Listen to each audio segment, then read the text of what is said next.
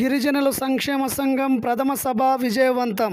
నెల్లూరు నగరంలోని స్థానిక వెన్నెలకంటి రాఘవయ్య భవనంలో గిరిజనుల సంక్షేమ సంఘం ప్రథమ సభను శేఖర్ చౌటూరి సీనయ్య ఆధ్వర్యంలో ఘనంగా నిర్వహించారు. ఈ సభలో సభ్యులు అందరూ ఏకగ్రీవంగా చౌటూరి సీనయ్యను జిల్లా అధ్యక్షులుగా ఎన్నుకోవడం జరిగినది. అనంతరం యూనియన్ నాయకులు మాట్లాడుతూ, నా పేరు బత్తిన లక్ష్మణ్ శేఖరు. ఇప్పటి వరకు అనేక వామపక్ష పార్టీలలో, అలానే ఆంధ్రప్రదేశ్ యానాదుల సంక్షేమ సంఘం నెల్లూరు జిల్లా చైర్మన్గా, రాష్ట్ర వర్కింగ్ ప్రెసిడెంట్గా దాదాపు ఈ మధ్యకాలంలో ఈ కుల సంఘాల్లో 6 సంవత్సరాలు ప్రయాణం చేయడం జరిగింది.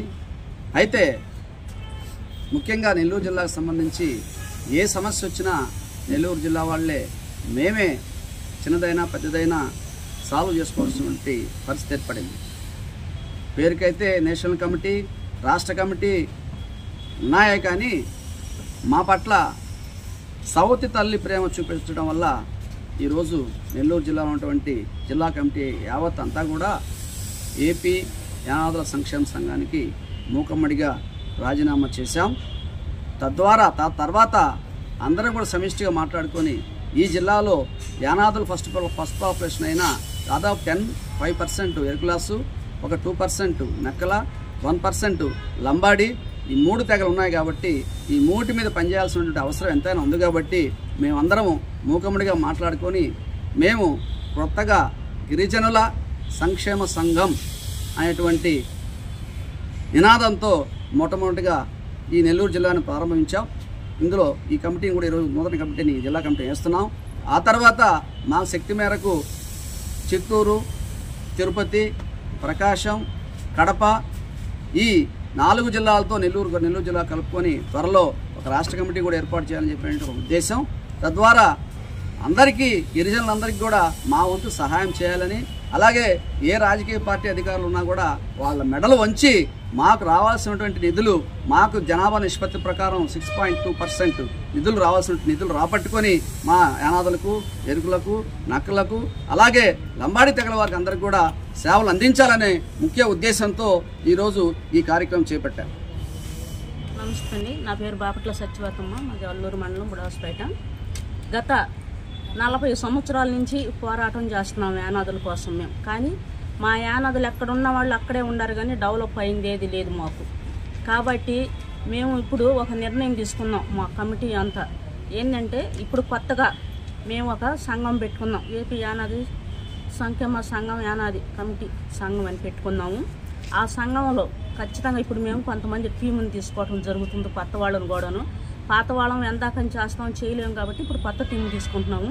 కొత్త టీంకి ఎట్లా పని నేర్పాలా, ఎట్లా చేయాలి అనేది కూడా మేము వాళ్ళకి నేర్పుకోవటం జరుగుతుంది.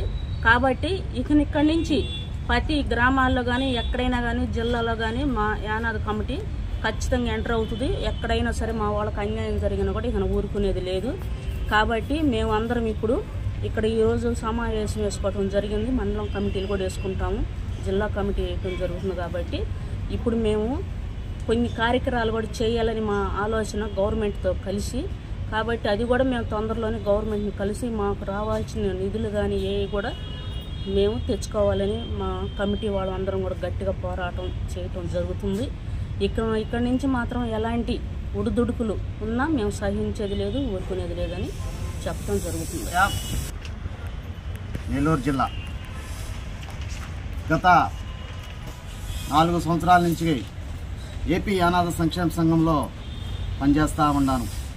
పనిచేస్తూ ఉన్న క్రమంలో అనేక ఒడిదొడుకులు ఎదుర్కోవటం జరిగింది. ఆ ఒడిదొడుకులకి రాష్ట్ర కమిటీ సహకరించటం లేదు.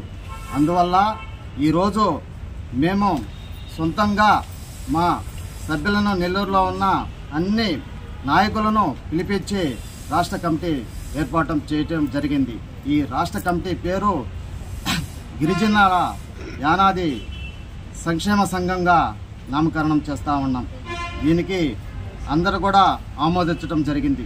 ఈ సంఘాన్ని అనేక కార్యక్రమంలో ముందుంచి ఈ కార్యక్రమానికి ఇచ్చేసిన మా మిత్రులకి, కార్యకర్తలకి కూడా ధన్యవాదాలు తెలియజేస్తూ ఉన్నాను.